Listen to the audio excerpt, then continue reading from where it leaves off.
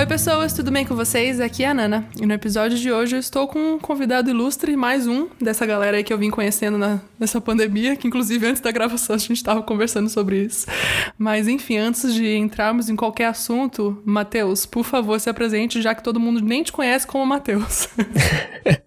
Bom, eu sou Matheus, o Japa, que é como todo mundo me conhece, tenho 21 aninhos, sou um jovem neném, no 4º ano do seminário, e é isso, acho que não tem muita especificação e muito currículo, mas sirvo a igreja local aqui com os jovens, a gente faz um trabalho aqui com a juventude de ensino e discipulado, e estamos aí na caminhada. Eu chamei o Matheus, ou o Japa, como vocês quiserem chamá-lo. Inclusive, foi muito engraçado. Fui salvar o contato do Japa no meu celular. Falei, pelo amor de Deus, qual que é o seu sobrenome? Tô traumatizada aqui que eu fui anotar seu nome e não sabia.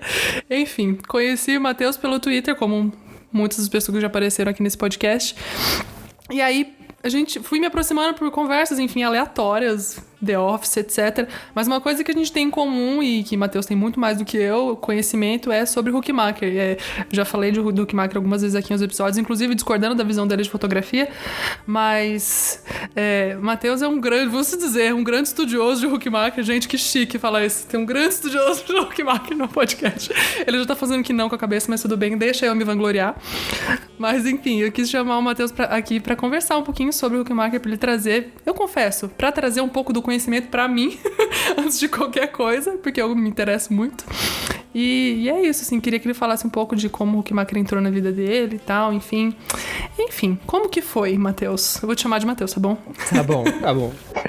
Cara, assim, primeiro, já vou fazer um disclaimer aqui, que possivelmente... 2 disclaimers, na verdade. Quem me conhece do Twitter tem uma imagem de mim muito diferente da possivelmente que eu sou. Porque eu sou uma caricatura muito engraçada no Twitter que eu faço questão de mantê-la do chato, do que faz sempre que faz sempre uma piadinha desnecessária, tá sempre ali comentando um assunto nada a ver, sempre quer ser o diferentão. No Twitter eu sou esse.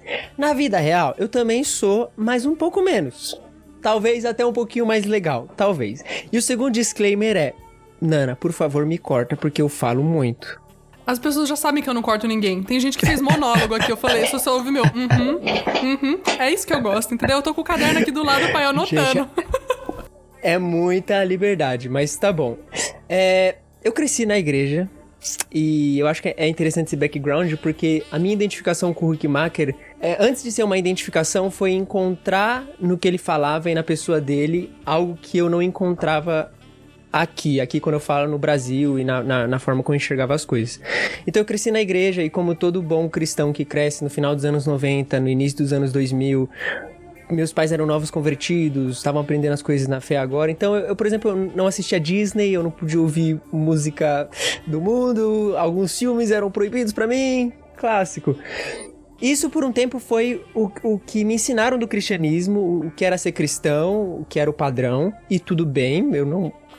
os meus pais eram o nível de conhecimento que eles tinham na época, e pra mim tudo bem, eu não tenho problemas com o meu passado. E foi um processo, assim, de quando eu me converti realmente, né, quando eu aceitei Jesus Cristo realmente ali com 17 anos, eu olhar e falar, caramba, será que é tudo isso mesmo? Será que ser cristão era as coisas que meus pais falavam que era não ouvir as coisas, não assistir? E...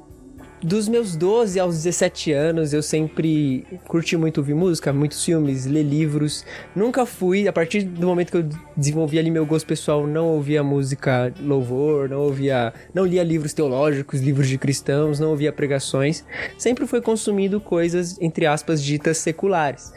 E aí, quando eu aceitei Jesus, eu entrei num dilema de, caramba, e aí? Eu vou continuar ouvindo essas coisas que eu acho boa, eu tenho que me entrar nesse formato, nesse padrão, consumir essas coisas. E eu tava muito, muito nessa crise. E como também todo bom cristão, bom cristão pertencente à igreja ali alternativo dos anos 2010 ao 2012, eu comecei a ouvir muito palavra antiga. Porque era o mais maluco que a gente tinha na época de, meu Deus, isso aqui é música. O mais diferente. E obviamente, eu acho que o primeiro contato que todo cristão brasileiro jovem teve com o Hookmaker, inevitavelmente, foi através da canção Hookmaker. Sim. Porque ela era muito boa. Tanto que, assim, o show que eu fui do Palavra Antiga, ele abriu com essa música e foi, assim, o ápice, foi a melhor coisa. Ela é muito boa. Só que eu nunca tinha entendido a letra dessa canção. Isso é um fator, assim, interessante, porque o Marcos Almeida é um grande... O Marcos Almeida é um grande poeta. E aí, quando eu entrei nessa crise de aceitar Jesus Cristo e ter que entender, ok, o que é ser cristão, eu me identifiquei muito com a pergunta... Na verdade, com a afirmação mais ou menos ali que o Marcos Almeida faz no final da música, que no final de Hookmaker ali da música, ele fala, né? Toda vez que procuro pra mim algo pra ler, algo pra ouvir, olhar e dizer, o Senhor sabe o que eu quero. E eu sentia isso. Eu ouvia as coisas que eu ouvia do meio cristão, eu lia os livros de fantasia e ficção que eu lia nos meios cristãos, e eu não encontrava algo que eu falava, caramba, isso é comigo, é compatível com os meus gostos, é algo que eu olho e falo, caramba, que bela coisa. E aí eu falei, eu preciso estudar, eu preciso entender. Se não há, a gente precisa fazer.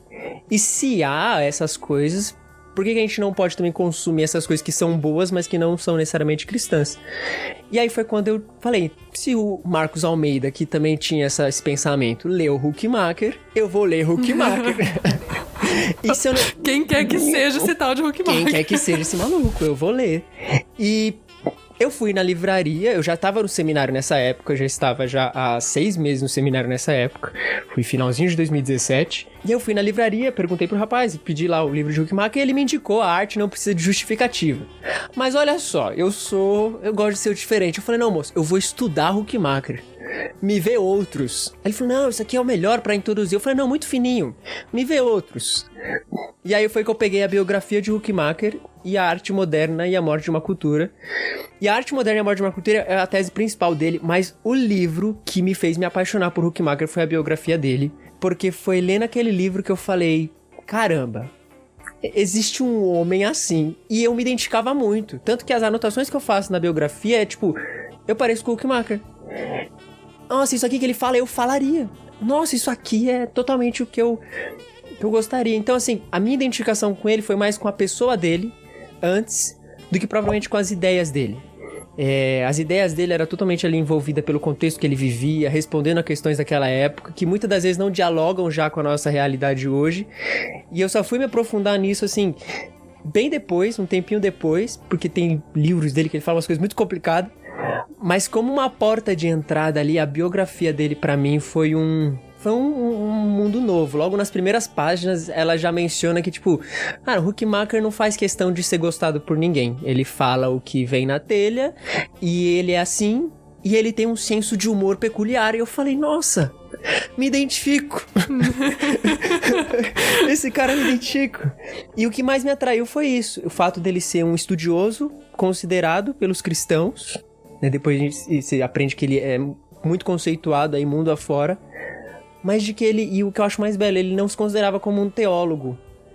E é muito difícil hoje em dia você ver gente que, né, escreve pra cristão e não é teólogo. Porque parece que o cara sempre tem que ser teólogo. E ele não, era um professor de história da arte. E acho que talvez essa diferença, o fato dele ser fora da curva em alguns aspectos contra o que a gente já estava acostumado a ver, me fascinou. Falou, eu preciso conhecer mais esse cara. E aí foi meio que a porta de entrada, assim, pra eu adentrar nesse mundo Hookmaker.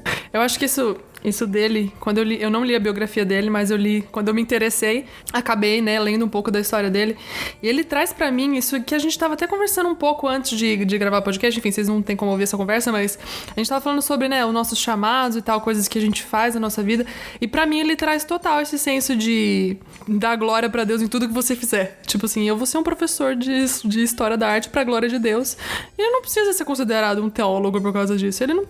A cabeça dele, a vontade dele, o que ele tinha pra fazer não tava nisso, né? Tava em... Eu acredito que tava muito em dar glória a Deus, seja com o que ele sabia fazer ali. Enfim, o Hookmaker entrou na minha vida com a música do Marcos, não tem o que falar, é assim. Ouvi a música, eu falei, quem que é esse homem, gente? Vou ter que ler esse homem. E aí eu fui meio louca que nem você. Eu falei, não vou ler esse livro fino. Por que eu vou ler esse livro fino se eu tenho outros mais grossos? Aí eu fui na Arte Moderna e a Morte de uma Cultura, que eu amo, que eu já li umas 5 vezes. Ele é maravilhoso. E aí eu falei, cara, esse homem... Que saco, né? Ele sabe do que ele tá falando. E aí eu fui nesse apego, assim, né, de como né, sou artista, enfim, fotógrafo e tudo mais, trabalho em diversas artes e diversos campos artísticos, né, então quando você encontra alguém cristão que fala disso, você fala, sim, finalmente alguém me entende, alguém me entende, exatamente. Então, pra mim, foi esse achado, assim, tanto que eu até me lamento um pouco, porque eu descobri ele, a gente tem essa diferença de idade, né, quando você já tava no seminário, tava lançando a música, eu já tinha saído da faculdade, entendeu? Tipo assim, já é outra fase. Então, quando eu fui descobrir o Huckmacher, eu tava saindo da faculdade. Então, tipo assim, eu queria ter descoberto ele antes pra basear meus estudos, pra basear o meu TCC e etc. nas coisas que ele fala, porque eu acredito que seriam muito valiosas, sabe? Então, eu acho que esse é o legal da gente encontrar, até essa identificação, né, que você falou, de encontrar alguém que fale do jeito que eu enxergo, não porque eu estou no centro da coisa, mas porque eu tenho essas questões aqui dentro, eu preciso de entender, sabe? E aí achar alguém que fala disso da perspectiva cristã, parece que, tipo, a gente, sabe? Tira um pezinho do ombro, tipo, é isso. Nossa, muito. Essa questão do peso, acho que era o que eu sentia, assim. Era um peso. Era um peso de... É um fardo desnecessário, né? E isso é muito característico. Já conversei com pessoas de outros países, por exemplo, até de Portugal, como eu comentei do pastor amigo meu de Portugal. E ele comenta que no Brasil parece que existe essa questão... Porque assim, aqui no Brasil é possível ser cristão sem ter contato com a cultura fora do cristianismo. Você consegue de segunda a segunda ir à igreja, de segunda a segunda ouvir só músicas cristãs, frequentar ambientes cristãos, ler livros só cristãos. É possível você realmente se isolar do mundo no Brasil. É um cenário muito peculiar. Mas, por exemplo, em Portugal isso não é possível, porque é a minoria cristã. Ou seja, eles saem da igreja, eles estão em contato direto com o mundo. Então, pra mim foi muito esse peso. Caramba, agora que eu aceitei a Cristo, então eu devo realmente fugir de tudo isso e ficar nesse ambiente aqui, ou o evangelho ele tem uma resposta mais abrangente que isso? Ou o evangelho ele abre as asas pra mais coisas que isso? E acho que é muito isso. E o que você falou também de dar glória a Deus em tudo que você faz, é um dos pensamentos também um pouco centrais do Huckmacher, né? De que Cristo não morreu para nos fazer cristãos, mas ele morreu para nos fazer seres humanos. E até numa das palestras dele, ele vai falar, né? Ele vai exemplificar mais essa tese. Ele vai dizer que ser humano é escovar o dente, ser humano é arrumar sua cama, ser humano é você caminhar por uma rua diferente na hora de ir embora do trabalho para ver outras coisas. E Cristo morreu na cruz para fazer com que a gente seja isso com mais plenitude, para que a gente viva essa vida de uma maneira mais cheia. E aí é óbvio, quando você vai estudando o porquê ele fala essas coisas, é muito pelo contexto que ele vivia, de um modernismo que esvaziava o que era ser homem, né? Do modernismo que, a palavra muito usada hoje, que desconstruía o ser humano. E o Huckmacher lutava muito contra isso. Não, o cristianismo ele não quer desconstruir o ser humano, ele não quer desconstruir você, ele quer, na verdade, mostrar a plenitude do que é ser humano. E talvez um problema que eu enxergo, olhando a partir dessa perspectiva, é que de uma forma, esse cristianismo cultural, esse cristianismo mais mercadológico, imita um pouco uma atitude modernista, esvaziar o homem e querer colocar um conceito no lugar do que é ser homem realmente. Então ser homem e ser humano agora em Cristo é ser essas coisas aqui. Vestir essas roupas, consumir essas músicas. É como se fosse um povo totalmente diferente num sentido... Vocês têm... É óbvio, a gente é um povo totalmente diferente, nós somos um povo de uma outra nação, mas mexe um pouco com questão estrutural do que a obra de Cristo fez em nós. E qualquer outra coisa que não é o evangelho é um peso a mais, sabe? Qualquer outra coisa que não é o evangelho é um peso desnecessário. E eu sempre sou muito pessimista comigo, assim, eu nunca acho que eu sou realmente o bom o suficiente pra alguma coisa. E eu olhei pra esse peso e falei, não, eu realmente não vou conseguir carregar isso. Isso não é um peso que eu consigo sustentar. E foi muito aí volta a palavra, uma identificação com olhar pra esse homem que morreu muito tempo atrás, viveu outra cultura, outra situação e falar, caramba, talvez eu consiga aprender alguma coisa com ele, até na minha forma de produzir arte, né? Não só o consumo de arte, mas de produzir filmes, músicas e inúmeras outras coisas. Eu acho que, pelo menos todas as pessoas que eu conheço que têm o mínimo de interesse em Huckmacher têm porque são artistas, né? Em algum aspecto. As pessoas que ouvem esse podcast estão cansadas de saber, eu faço 30 mil coisas. Mas com você foi assim também? Foi por causa do viés artístico, etc.? Ou foi simplesmente, quero ver gente doida aí, que eu me identifico? Cara, foi. De certa forma, foi. Eu, desde os meus 12 anos, assim... Na verdade, desde criança, eu sempre me interessei muito por música. Tanto que meus pais contam que quando eu tinha 2 aninhos, eu chorava na igreja... 2 anos não é muito pouco. 3. 3 aninhos eu chorava na frente da bateria, porque eu queria tocar bateria. E quando não deixavam, eu fazia um estardalhaço na igreja pra tocar bateria. Enfim, e foi um senso assim de sempre gostar e aí até desenvolver com 12 anos ele aprender violão, aprender outros instrumentos e o sonho e a vontade de ter uma banda, era sempre isso. Mas eu sabia, eu não queria ter uma banda cristã, não queria, pra mim assim era, não, porque eu não curto muito, eu falo, não, pra mim não é minha vibe. É porque o que a gente conhecia de cristão, né, que é o clássico do mercado gospel, não tinha, eu falo aqui por mim, eu sei que eu tô te abrangendo também, não tinha a nossa estética. A gente não curtia aquilo. E aí que tá o negócio, né?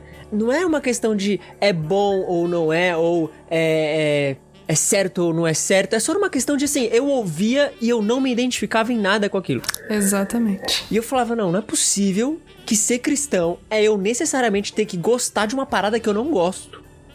Eu falei, Deus, o senhor é tão criativo? Por que eu não tenho uma coisinha diferente? Era mais ou menos isso. Mas sempre teve ali, com 15 anos eu comecei a estudar mais cinema e é uma das coisas que eu mais estudei, assim, depois de teologia, eu acho que é uma das coisas que eu mais me dediquei a estudar foi cinema, eu amo cinema, tanto que eu adorei o episódio de Roma que tu fez. Eu o confesso, primeiro. Foi um dos primeiros, eu confesso que assim, na época eu assisti, e aí eu já tinha visto você pelo Twitter, já tinha visto o pessoal comentando, e eu falei, mano, um cristão comentando sobre Roma. Falei assim, ou então vai falar de uma reflexão cristã, porque hoje em dia é sempre isso, o cristão faz uma reflexão cristã, ou vai falar sobre o filme de uma maneira muito massa. E eu ouvi, eu falei, caramba, ela falou de uma maneira muito massa. Eu adorei, o episódio que eu... Assim, ó, o de Roma e o do... acho que você leu Vitor Hugo, Os Miseráveis. Eu adorei, eu falei, mano, eu adoro. Porque assim, é algo que mexe com os meus gostos. Eu gosto, e aí que tá, eu gosto de coisas que acabam não fazendo parte do ambiente cristão. O que é mais triste pro cristão. Não porque as coisas do mundo são melhores, não, é porque a gente talvez não consegue produzir uma coisa que fuja um pouquinho só, que seja de um padrão que foi pré-definido ali. Entende? Então sim, de alguma forma eu comecei a ler muito o Huckmacher, muito por essa questão artística. E principalmente quando você lê o dom criativo dele, que ele é bem mais incisivo nas coisas que ele fala pra artistas, né? Ele tem um capítulo ali no final que é só um conselho pra artistas, como se fosse uma carta pro artista cristão. E você como artista que você lê e você chora, você fala, ai meu Deus, alguém me entende. Por favor, igreja, leiam Huckmacher pra gente também ser valorizado de outras formas dentro desse ambiente. E o mais interessante era que o Huckmacher não era artista, né? Você vai ver na biografia dele, ele não tinha nenhuma habilidade tão específica, tanto que a vontade dele era fazer música, mas pra fazer música ele tinha que saber. Então ele foi fazer história da arte. E ele nunca realmente pintou nada, não, mas ele era... E aí que tá, talvez a forma poética de se enxergar é que a obra de arte, o que ele fazia era viver. Eu vejo muito nisso, assim. A forma que o Huckmacher vivia era uma bela obra de arte, assim. Talvez com suas imperfeições ali, um errinho que só o artista vê, aquele detalhezinho que ninguém vai perceber, mas o artista fica insatisfeito pra caramba. Talvez era ele ali, sabe? É um negócio meio bizarro, assim. Um cara que nunca fez arte ecoar tanto a artista de tantos lugares, assim, né? Ah, mano, o Huckmacher, ele tem uma parada maluca, assim. Tem uma... eu vou sempre citar a biografia dele porque realmente é o livro que eu mais li dele, é o livro que mais conversa comigo, se eu fosse falar, escolhe um livro pra você deixar na sua cabeceira, eu deixaria a biografia dele, porque é muito bom, eu sempre recomendo pras pessoas, mas vai chegar um momento que um autor, se eu não me engano, foi o rapaz que substituiu ele na cadeira de História da Arte lá, falou a respeito dele que o Huckmacher tinha a graça de andar pelo caminho estreito de maneira livre, sorridente e alegre. Pra você parar pra pensar, é muito belo, porque muita gente tem a imagem de que o caminho é estreito, a porta é estreita, e de que por causa disso a gente tem que sempre andar cabisbaixo, triste, porque é difícil o caminho. E eu não acredito nisso. O Piper mesmo fala disso, né? Parece que o cristão não pode ter prazer. Sim. Não, o prazer em Deus é bom. O prazer em Deus é agradável. O hedonismo cristão... Não só bom como necessário, né? Necessário. É momentos da caminhada cristã onde você realmente se regozija plenamente e diz, caramba, esse realmente é o caminho. Isso realmente é viver, sabe? E você via isso através do Huckmacher, assim. O cara olhava pra vida e tinha prazer em viver por causa de Deus, né? E você vai ver o background do cara, o cara foi prisioneiro de guerra. Durante a guerra, ele perdeu a namorada dele. Mano, eu fico pensando, e assim, na minha idade, com 22 anos, o cara tava preso na guerra, parou de receber cartas da namorada, e quando foi liberado lá em 44, 45 ali mais ou menos, nunca mais viu. Ela morreu. E ele nunca ficou sabendo o que aconteceu com ela, é o mais maluco, ele só parou de...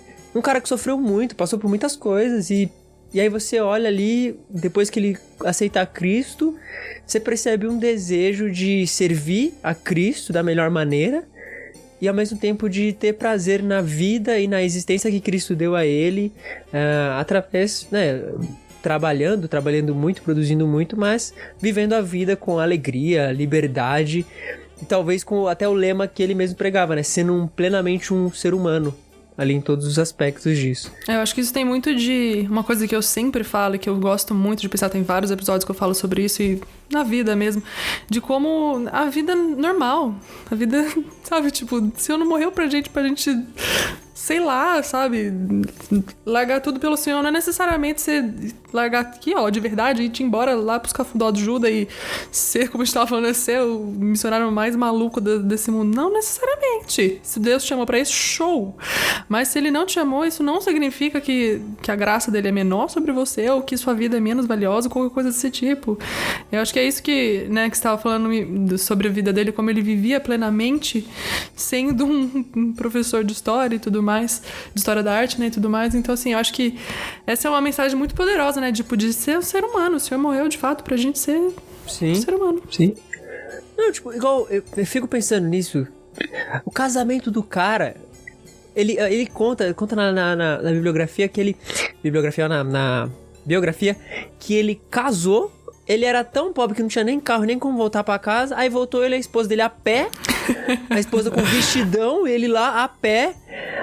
E aí ele vendeu uma coleção de selo do avô pra poder pegar um trem lá e ir pra Paris. Porque na Europa você viaja tudo de trem, é mais barato. E essa foi a lua de mel dele. Foi pra Paris, viu lá, porque gostava de arte, foi nos negócios que gostava de ver, e voltou. E ralou pra caramba pra sustentar a casa. Dificuldade financeira. O cara mal sabia falar inglês. E pra ele conseguir o doutorado dele reconhecido, ele precisava escrever uma tese em inglês. Então você fica pensando assim, tipo... É um cara que eu admiro muito. E eu admiro mais porque eu consigo me identificar, assim, de... O cara passou os mesmos perrengues. O cara passou as mesmas dificuldades. Gente como a gente. Gente como a gente. É, exatamente. Tanto que fala que ele não gostava de ter que escrever uma tese. Ele achava desnecessário. Porque ele não gostava da vida acadêmica, assim. Ele só escreveu porque ele entendia que era preciso pra ele alcançar o que ele queria. Aí eu falo, nossa, me identifico tanto que eu odeio escrever artigo, essas coisas, não é pra mim isso aí. Mas eu sei que o que eu preciso fazer futuramente. Então, assim, eu acho que a palavra que define é isso. Eu gosto muito dele e o cara é incrível porque ele é humano. E volta tudo naquilo, né, de que parece que o cristão e os grandes cristãos são sempre super cristãos. Eles têm uma vida incrível de santidade, devoção e piedade. O cara ora 50 horas por dia. E existe, eu leio, por exemplo, os heróis da fé e eu fico, gente, eu sou um miserável. Esses rapazes são incríveis, mas eles também, e aí que tá, né, eles também eram humanos, eles também tinham isso. E eu vejo muito isso no Huckmacher, assim. E não sei, talvez eu me identifique tanto com ele que eu chegue até a propor algumas coisas que a biografia dele nem falou. Eu acredito que o Huckmacher era um pouco desnecessário às vezes. Eu acredito. Tanto que tem uma carta que ele escreve pra um artista cristão. O cristão mandou a obra pro Huckmacher e pediu o review. Falou, faz a crítica aí do que você achou. E no meio da crítica ele fala assim, se isso aqui é arte cristã, eu prefiro nunca mais ver isso na minha vida. Falei, nossa, calma aí, moço. Calma. Aí no final ele termina, com amor em Cristo. Falei, bate a sopra. Nossa. Assou e depois mais com amor. Não, com amor em Cristo. Melhora, tá horrível, mas... sabe? Às vezes é o traço de personalidade do cara, é óbvio. Isso não justifica. Ele errou, pra mim eu acredito que foi muito brutal até, coitado do jovem artista. Mas é isso. Talvez a melhor coisa de se ter heróis é o fato de poder discordar de algumas atitudes dele. O melhor fato de eu admirar tanto ele é olhar e falar, aqui eu acho que ele errou. Mas isso que torna o melhor, porque ainda assim ele é uma referência até nesses erros. Eu não vou tentar não imitá-lo. Mas eu me identifico muito. Talvez eu falaria a mesma coisa. Sim. Talvez eu seria tão chato quanto. A gente não viu a arte do cara, né? Que ele viu. Então não dá pra gente dizer que diria o mesmo ou não. Devia ser muito ruim. Às vezes a gente vê umas coisas hoje, já fica assim, fala, nossa, eu não vou ver mais nada nesse sentido. E aí que tá. Às vezes eu sinto que... Às vezes eu vejo pessoas tão mais dedicadas, assim, em aspectos espirituais, em leitura e oração da palavra. E às vezes eu me sinto tão moribundo. Eu falo, Deus, eu sou tão menos. Mas a minha oração, às vezes, vai sempre pra esses aspectos, assim, também. Por exemplo, em nenhum momento fala sobre a vida de oração e leitura da palavra do cara. Talvez fosse simples, como a minha. Fosse ali uma oração, uma leitura. Mas que a vida do cara resplandece isso, sabe? E eu gosto muito disso, de ver essa pessoa... Ele não fez nenhum grande movimento... Até ele mesmo fala, né, que o que ele fazia, ele não esperava ver resultados na vida presente dele. Porque era uma transformação que ia demorar muito pra acontecer. Era um negócio, assim, muito longo. E às vezes eu fico pensando nisso também. Às vezes eu tenho grandes planos e, meu Deus, né... Sei lá, quando eu comecei a estudar, eu falei, eu vou ser o novo Huckmacher da minha geração. Mas se nem o Huckmacher pensou em mudar as coisas na época dele, quem dirá eu? Se na geração dele ele não foi o próprio Huckmacher, sendo que ele era o Huckmacher. Sendo que ele foi o primeiro Huckmacher, quem dirá eu? E aí é um negócio muito louco, assim, porque quando a gente começa a admirar muito uma pessoa, pelo menos eu penso a gente esquece de... Não é que esquece, não vou dizer isso, a gente tem até o melhor das intenções, mas a gente acaba olhando mais a pessoa e o que ela faz e a forma como ela vive as coisas, do que as atitudes que apontam pra Jesus Cristo, do que a vida que aponta pra Jesus Cristo, dos exemplos que apontam pra Jesus Cristo. E Huckmacher era... Eu vejo nesse cara, de que até na história da arte que ele pregava e ensinava, nas palestras que ele fazia, muitas das vezes ele não citava versículo nenhum. Muitas vezes ele pouco falava de Bíblia.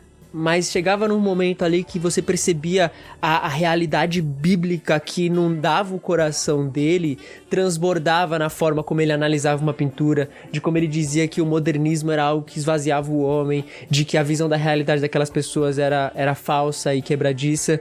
O cara não tava usando nenhum crentez, o cara não tava falando nada que os crentes entenderiam, ele tava falando na linguagem do povo, na linguagem do homem moderno, e através disso você percebe esse transbordar da palavra de Deus, esse transbordar da realidade bíblica. E isso pra mim é um exemplo a ser seguido, assim. Isso o cara falava com a geração dele. E é o grande chamado, até que ele, Francis Schaeffer, vai dizer, né? Os caras, eles falavam pros hippies, falavam pra aquela revolução da década de 70... E aí eu sempre sou meio da música, assim, eu sempre fico fazendo uns paralelos, né? Pô, anos 70, meio que ali os Beatles terminou, tava aquele nuance, 71 George Harrison lança um álbum, 70 tem um álbum do Neil Young, aí eu fico pensando, Huckmacher ouvia esses caras, Francis Schaeffer ouvia esses caras, e ouvia e através disso entendia o pensamento da época. E aí você via nas palestras dele, nos exemplos que eles davam, eles estão sempre a citar essas pessoas, eles estão sempre a apontar um problema do mundo, ou às vezes até a qualidade que o mundo tem, que as pessoas que não são cristãs têm, virtudes que às vezes faltam dentro da igreja. É uma habilidade de leitura, assim, impressionante. É óbvio, né? São Francis Schaeffer e Huckmacher. A gente... né? Não são nomes qualquer, são nomes grandes por um motivo. Não é Nani Japa, né? Tipo... meu orgulho mexe um pouco. Fala, pô, poderia ser eu. Mas é uma graça muito grande, assim. E eu sempre tento pensar nisso, assim, de que eram homens que tinham seus medos, homens que tinham suas inseguranças, né? Ser professor de história da arte não deve dar muito dinheiro, vamos ser sinceros. Não deve ser um negócio que rende muita grana. Mas o cara tava fazendo o que Deus chamou ele pra fazer, na área que Deus chamou ele pra fazer, e fazendo o que ele amava. Isso que eu acho mais bonito, assim, porque ao mesmo tempo que ele tem esses livros super teológicos dele, ele tem outros textos que obviamente ainda não foram traduzidos pro português, dele falando sobre Galgan. Eu comprei o livro dele que tá em inglês, falando sobre jazz, blues e spirituals. Ai, deve ser maravilhoso. Nossa, é o livro inteiro, ele só contando a história do jazz, do blues e do spirituals. Ele não fala em nenhum momento, é só ele narrando. Começou assim, foi assim, ele faz a crítica do álbum. Aí você já, mano, o Huckmacher tá falando desse álbum, eu vou ouvir. Entendeu? Uhum. E você vê que é alguém apaixonado por algo que ele amava, que ele gostava muito. E ele tá falando sobre aquilo, como a gente agora tá falando sobre ele. Ele estaria falando aqui sobre, o Miles Davis e o seu álbum, sabe? Então, assim, é maluco a gente olhar, e principalmente no Brasil, óbvio que aos poucos a gente começa a perceber uma mudança maior, mas num país onde ser espiritual é necessariamente você falar sobre coisas supostamente mais espirituais que outras, você vê um grande teólogo, você vê um grande servo de Deus falando sobre arte. Infelizmente, no Brasil, a arte ainda é considerada como menos, como inferior. Se ela não for evangelística, se ela não for pros crentes, pra igreja, ou estiver falando de alguma coisa muito bíblica, ela ainda não é tão boa. E não é à toa que a gente perde a nossa capacidade de falar com o mundo, né? De dialogar com as pessoas. Sim, obviamente. Então, eu vejo muito nisso, sim. Um cara com seus gostos, um cara que também desgostava de muita coisa, era muito chato com o que ele desgostava. E que é um dos grandes homens, assim, que viveu, né? Óbvio, num outro contexto, mas que viveu, pecou, errou e que serve de exemplo hoje pra muita gente. Óbvio, a gente nem falou ainda do que ele falava. Porque antes do que ele falava, a vida dele era um... transmitia a mensagem por si só, né? Total. E ele tinha uma... Sei lá, mano. Você vai vendo as descrições, assim, da biografia. O cara tinha uns negócios muito malucos, assim, de... às vezes eu volto do trabalho pra casa pela rua A, hoje eu vou voltar pela rua B pra ver a beleza de Deus na rua B que eu não conheço. E aí ele ia pela rua B, tá ligado? Só pra ver. E você fala, caramba, eu só tô acostumado a ir pela rua A e eu não vou mudar. Mas o cara tá pensando em outra coisa, sabe? O cara tá levando a vida com uma leveza. E que deveria ser nosso jeito de levá-la também, né? Caramba, Cristo já carregou o fardo e carregou a cruz dessa vida. E nós carregamos a nossa cruz, mas é um carregar de uma cruz descansando na obra dele. O que a gente faz é tão somente um descanso na obra de Cristo. Exatamente. Que trabalho mais agradável é o nosso. Deus nos chama a descansar na obra dele plenamente. E como isso deve afetar a nossa vida? Eu acho que esse é um grande negócio que eu penso, assim. Isso tem que afetar a nossa vida em todos os aspectos. Em todas as coisas, né? Tipo, de até obedecer a minha mãe, de trabalhar bem, de estudar bem. E com essas questões de estudar, eu sou muito procrastinador. Às vezes eu me pego... Eu não tenho que me dedicar mais. Mas de me dedicar nessas coisas porque eu faço pro Senhor, né? Eu dedico ao Senhor. Até questão de satisfação, de um monte de coisa. Então é um rapaz, assim. É um jovem rapaz, morreu com 50 anos. Somente 50 anos. Mas é um jovem rapaz que eu fico olhando e falo, caramba, mano. Glória a Deus pela vida dele. E uma outra coisa que ele me ensina também, já aproveitando que eu embalei aqui... Vai-te embora, é isso mesmo, é disso que eu gosto. Não... É que assim, eu sou um cara que se compara muito com as outras pessoas. Então, tipo, eu tô aqui, 21 anos, eu falo, pô, já devia ter feito muita coisa, eu devia já estar lá na frente. Aí Fica tranquila, quando chegar nos 26 vai falar a mesma coisa. Não, mas aí você vê esses caras, tipo, mano, o Huckmacher, até o próprio João Calvino, de quem o Huckmacher também é super fã, os caras foram realizar as grandes coisas dele depois, sabe? Depois dos 30, depois dos 40 quase. isso encerra em nós esse nosso desejo de... É um desejo de conquista e grandiosidade. Isso, eu percebo muito isso em mim. Às vezes o meu desejo de terminar uma faculdade e fazer o que eu quero fazer tá mais atrelado com o que eu vou conquistar com isso e de tudo que vai vir com isso do que necessariamente da coisa em si. Não, eu quero fazer isso pra dar aula, pra sei lá. Não, eu quero porque eu vou ser reconhecido. Vou fazer um projeto tão grande. Vou fazer um movimento tão legal que as pessoas vão olhar e falar, caramba, tu é o belo do... E isso se encerra quando você olha grandes homens que fizeram porque gostavam e porque não saberiam fazer outra coisa. E aí que tá, né? Deus, ele vai levando a gente pra esse caminho, querendo a gente ou não. Aí é o que eu sempre digo, né? Você só vai poder escolher se vai ser mais doloroso ou menos doloroso. Mas a vontade de Deus vai ser feita. Exatamente. Uma opção vai doer menos.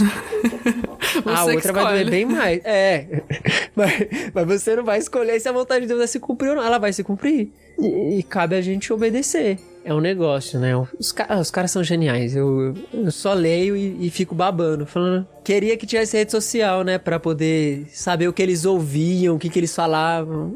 Imagina um podcast do Huckmacher com o Schaefer. Não, gente. Deus, por favor, faz isso acontecer um dia. Chegar no céu, Deus, a gente coloca 2 microfones ali na frente dele pra gente passar, ó. Vai ter um painel. Vai ter vários painéis. Paulo... João Calvino e Lutero. Aí vai estar aqui, ó, Huckmacher e Francis Schaeffer. É onde nós vai estar. Eu vou estar lá. Não, real, porque... E aí que tá, eu não sei, eu não imagino, é óbvio, aqui é só conjecturação, eu não imagino que o Huckmacher se assentava pra conversar com o Schaeffer e falava, então vamos discutir os grandes problemas da igreja. Não. Rapaz, tu viu aquele filme? Aí o... Você ouviu o álbum novo do George Harrison? Bob Dylan, hein? E aí? Entendeu?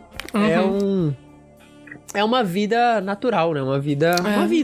Sim. Uma vida cheia de significado. Eu acho que talvez o Huckmacher não só contrapunha o modernismo com a sua fala, mas também com sua vida, né? De que de um lado era um esvaziamento de significados e ele tentava viver sua vida plenamente, cheia de significado. De o que ele fazia era para o Senhor e do que ele falava era para o Senhor. Mano. Não tem... Cara, é muito bom, né? Entende por que eu quis te chamar, Matheus? Entende?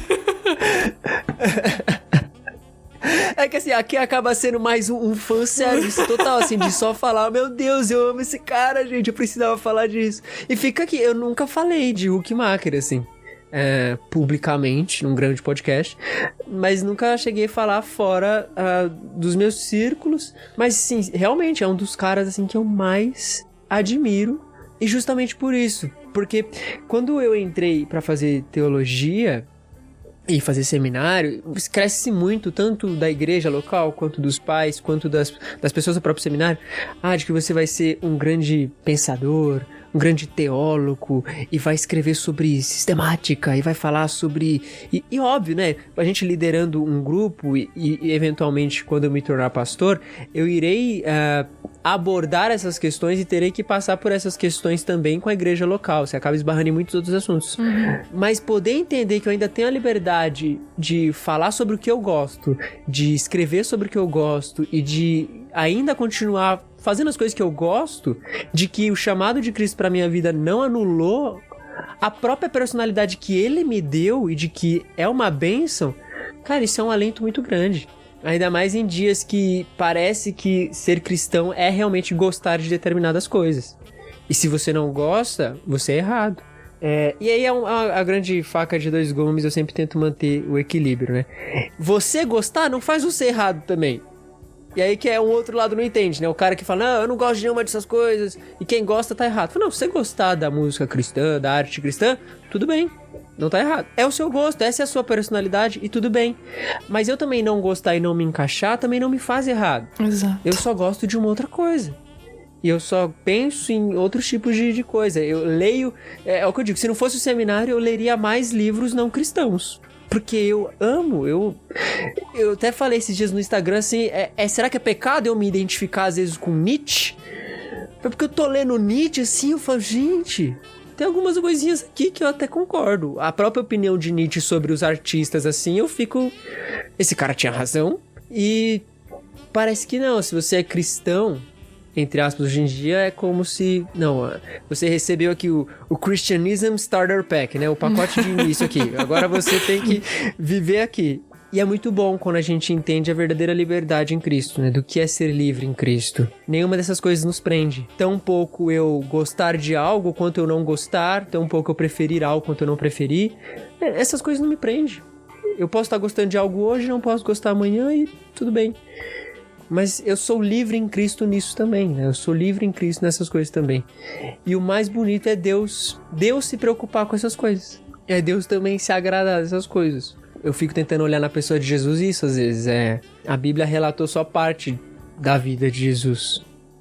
Mas Jesus era 100% um homem cultural. Um homem judeu, né? Eu não vou falar aqui sobre aspectos mais teológicos, mas era um homem na sua época. Viveu ali sobre o ambiente, curtia as músicas da época, gostava de uma festa, gostava de comer, gostava de estar com seus discípulos.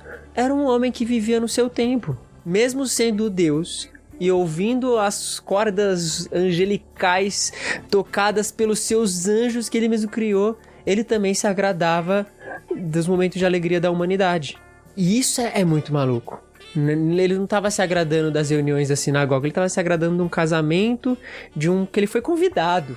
Que ainda a festa tava pra acabar, foi Jesus, acabou o vinho, sem vinho não dá pra fazer festa. Não, continua, traz água aqui. Chá comigo. Manda água aqui. Não pode parar. Vamos, gente. Tá cedo ainda. E é óbvio, era um homem de dores. A gente tem esse relato. Era um homem de dores, era um homem um tanto compreendido do que iria passar, mas ainda assim não deixava de viver. Uma coisa não elimina a outra, né? Eu acho que essa é a dualidade que a gente sempre enfrenta. A gente, principalmente, que lida com isso, seja estudando, fazendo arte, enfim, que a gente sempre ouve, que é exatamente o que o Huckmacher fala ao contrário, né? Tipo assim, se você é cristão, você não pode fazer isso, você não pode ouvir isso, você não pode assistir isso. Não tem esse pode, não pode.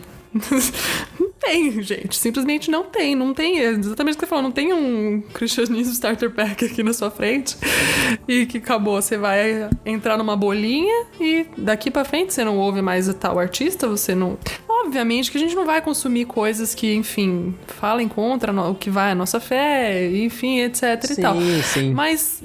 tudo tem um limite, não é mesmo? Mas assim, vamos com calma, gente. Não é assim também. E até o Huckmacher, boa parte dos autores, incluindo o Huckmacher, entendem isso, de que quando eles dizem que não há um dualismo e uma diferença, essa diferença que a gente criou, eles não estão eliminando o fato de que existe um santo e um profano. Sim, exato. Nossa, inclusive na arte moderna, na arte de cultura, ele fala isso horrores. Horrores. E não é essa diferenciação. A teologia deles é biblicamente baseada, até porque um dos primeiros relatos em Gênesis 3 é de que Deus mesmo criou a separação, uma antítese ali. Deus colocou uma inimizade entre os descendentes da mulher e o descendente da serpente. Ou seja, existe essa diferença do que é bom e do que não é, do que agrada a Deus e do que não agrada. Só que o problema é que a gente tem atrelado o que agrada a Deus ao que o cristão faz. Plenamente. Então, se o cristão fez, agrada ao Senhor. É bom. Se o cristão tá... Não. E aí que tá o negócio. Não. Porque se for esse o padrão, a coisa pode ser plenamente ruim e eu ainda ter que gostar. Porque, foi um cristão que fez. E ainda as pessoas falam que foi inspirado pelo Espírito Santo. Falei, pronto, então se eu falar que é ruim, eu tô falando que o próprio Deus é ruim. Falei, não, gente. Aí você me complica, né? Eu quero falar que é ruim e não tá brigado com Deus. Eu quero estar suave. Exatamente. Não, e isso elimina todo o negócio que você tava falando, né? De Deus me criou com os meus gostos pessoais, do jeito que eu sou. Isso, tipo, eu não gostar de tal coisa e gostar de uma outra, também faz parte da obra do Senhor, do que Ele quis fazer, de como Ele quis fazer.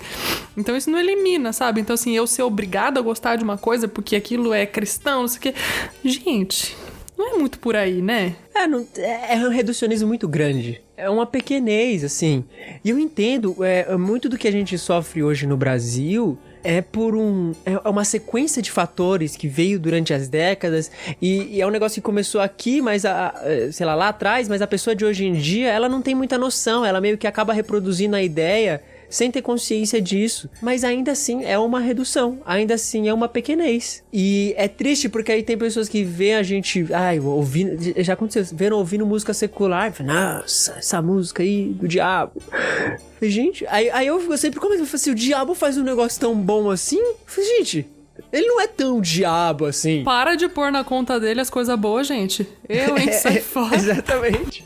E para de pôr as coisas ruins na conta de Deus, né? Exatamente.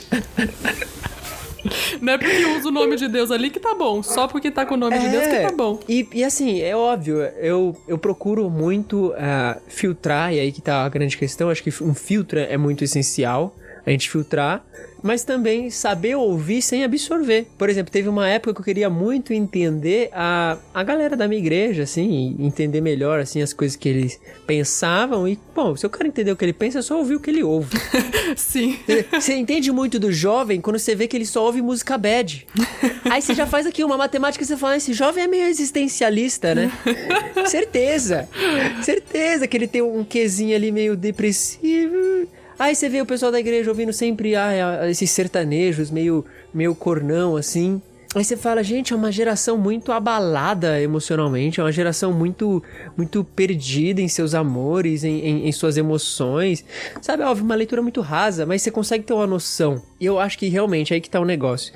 A gente sempre fala de diálogo com o mundo, mas no diálogo a gente só quer um monólogo. Sim. Exatamente. Senta aqui, eu vou falar pra vocês aqui a verdade. Ouve a minha música aqui. Aí a música que você ouve do cara é uma grande música de moral cristã. Aí o cara fala, não, gente, talvez a minha música não vai falar, a minha música só vai fazer perguntas, que seja, sei lá. Vai falar da vida da mulher ordinária que cuida da sua família, ou do meu livro que fala ali de uma... Igual os grandes clássicos, né? Uma família que tá vivendo sobre uma situação. Roma, por exemplo, de uma família que tá passando uma situação específica.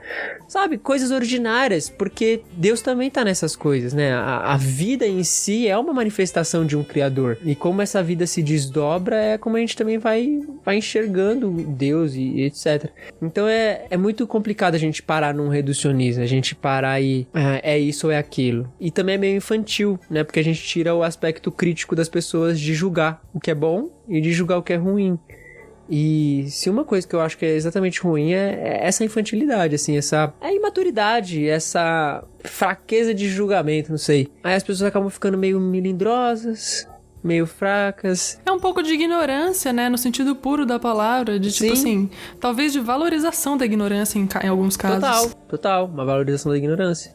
E isso, se você perceber, se desdobra em todos os aspectos, sabe? Parece que o cristão, ele não tá... aí que tá, aí é um pensamento meu, já não chega a ser mais o Huckmacher, mas parece que o cristão, embora ele tenha entendido que ele pode ouvir música secular, e de que não existe essa separação nesse nível que a gente tá dizendo, ele vive uma vida como se existisse. E aí, por exemplo, é um negócio que eu percebi, eu fiz um semestre, no meio da faculdade de teologia, eu falei, minha vida tá pouco corrida, vou fazer 2 faculdades. Aí fui fazer faculdade de História. Maluco, não aguentei um semestre, obviamente.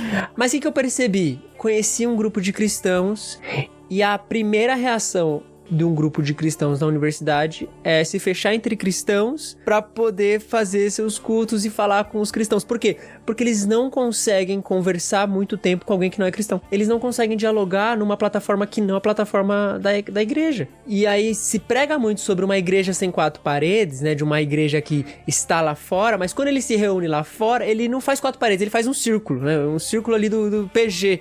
Não é 4 paredes, mas o círculo não tem 4, círculo é só uma parede só. E aí ele toca os seus louvores com suas linguagens de crente, oram com suas orações de crente, falam palavras ali motivacionais pra crente, que só crente vão entender, e tudo bem, aí que tá. Tem o seu valor? Tem muita gente que se converte através disso, Deus não tá limitado a fazer algo por isso ou por não, mas é uma crítica que eu enxergo e que eu faço no sentido de que reduz muito o papel do crente fora da esfera da igreja. Ser crente aí volta, ser crente é isso aqui? É eu sair e vir na universidade fazer célula? Ou é eu aprender e entender a estrutura do pensamento da pessoa que eu tô conversando, dialogar, entender ela, conhecê-la, e aí através da minha vida ela também, né, aprender e conhecer a Cristo e entender o que realmente é o cristianismo.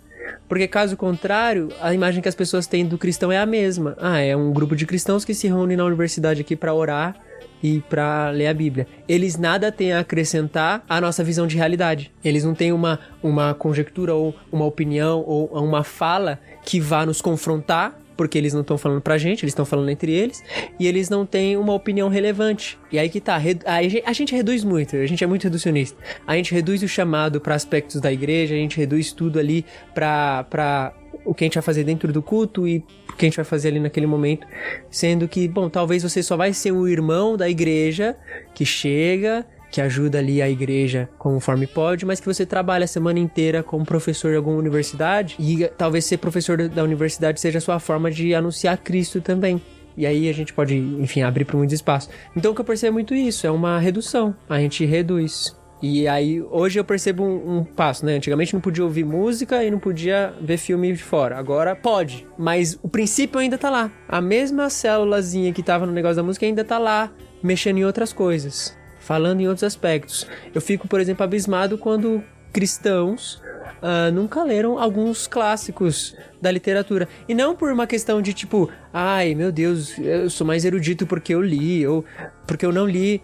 Mas da mesma forma que você lê os clássicos cristãos, é importante você também ler os clássicos do Brasil, porque você é brasileiro e você entende melhor a sua cultura, você entende melhor as pessoas à sua volta. Porque, perceba, a gente lê livros teológicos porque agora a gente é cristão. Ora, então eu também deveria ler livros brasileiros porque eu ainda não deixei de ser brasileiro. Exatamente.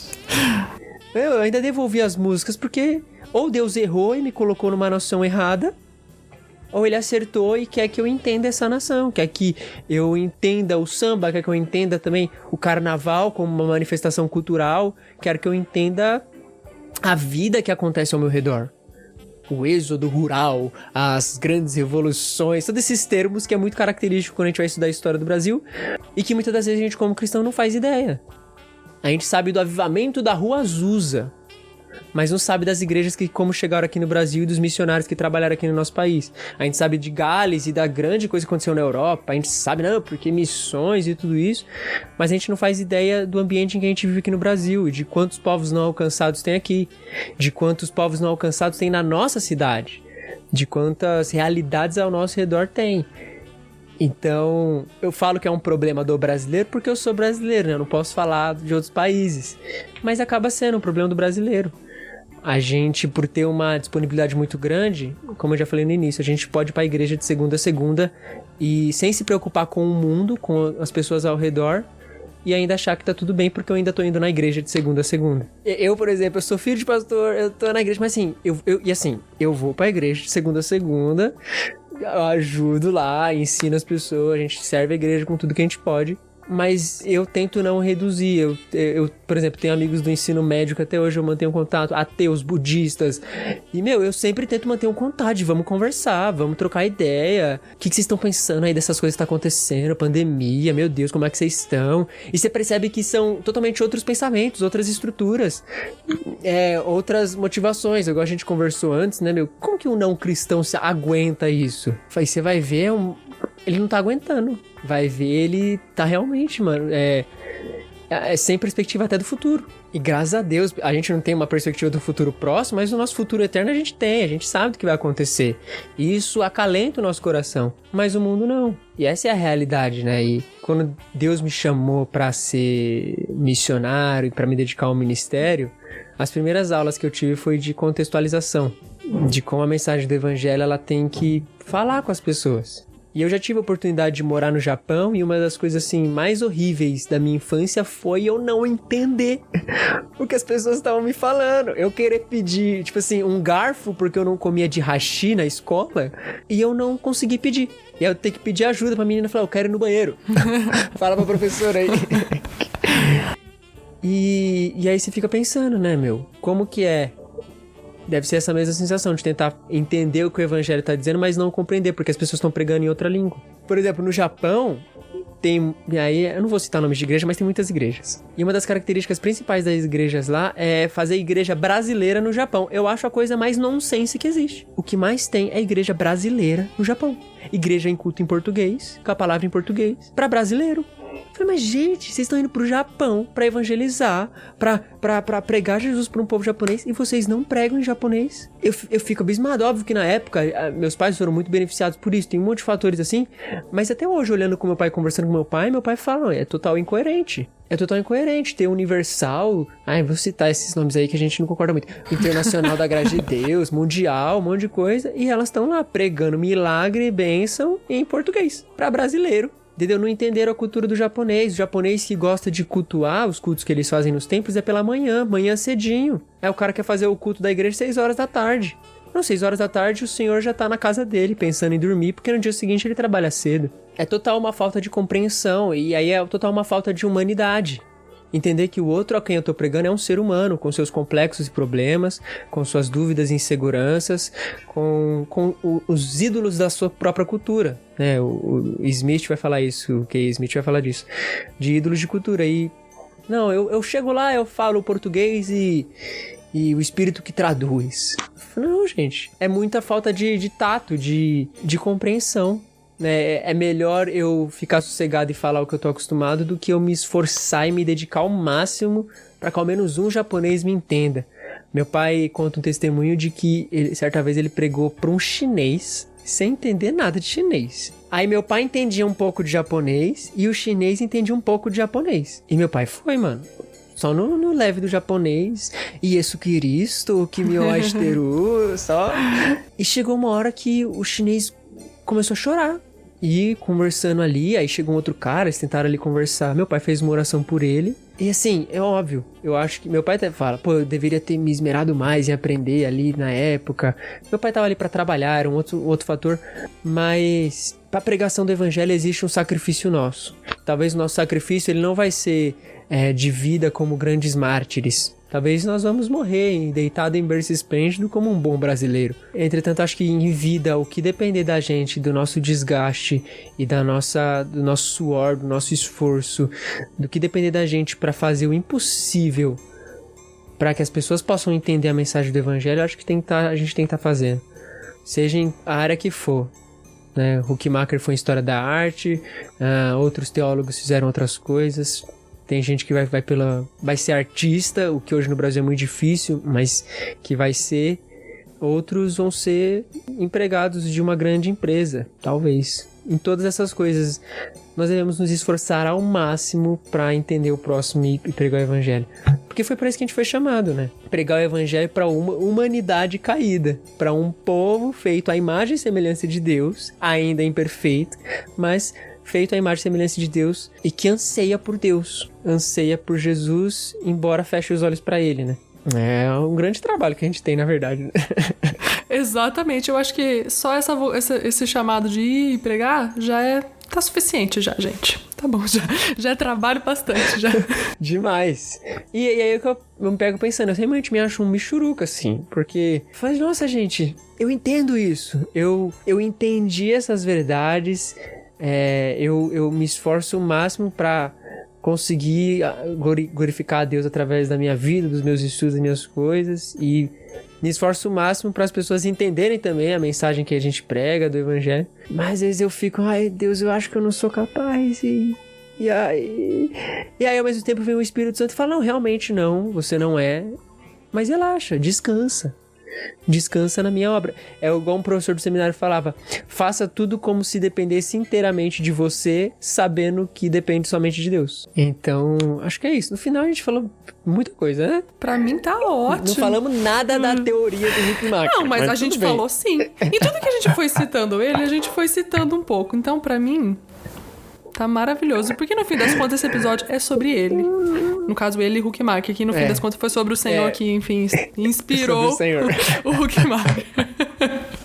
Mas é isso, eu queria te agradecer muito, de verdade, foi um prazer te ouvir. Vamos fazer isso mais vezes, gente, amei. Vamos. Amei. Bora. Já tá convidada, que a pessoa que faz podcast é gostoso porque ela fala, ela só vai e fala.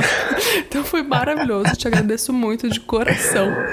Eu que agradeço o convite. Gente, primeira vez que eu falo de Huckmacher, graças a Nana. De nada, não internet. Para de falar. Já tá pastor, já fala sem freio, já. Se você quiser deixar suas redes sociais aí pra, enfim, se as pessoas quiserem te acompanhar. Ai, gente, para comentários mais intelectuais e crentes, por favor, venham na minha igreja local. Porque na internet eu costumo não fazer comentários tão intelectuais. Eu vou começar a divulgar. Assim, ó. Pessoal, você quer saber onde eu sou mais sério? Mais legalzinho? Ouve esse podcast aqui, né? Porque na internet não dá. Mas, pra quem interessar, minhas redes sociais em todas é @ojapa, com 2 J's e 2 P's.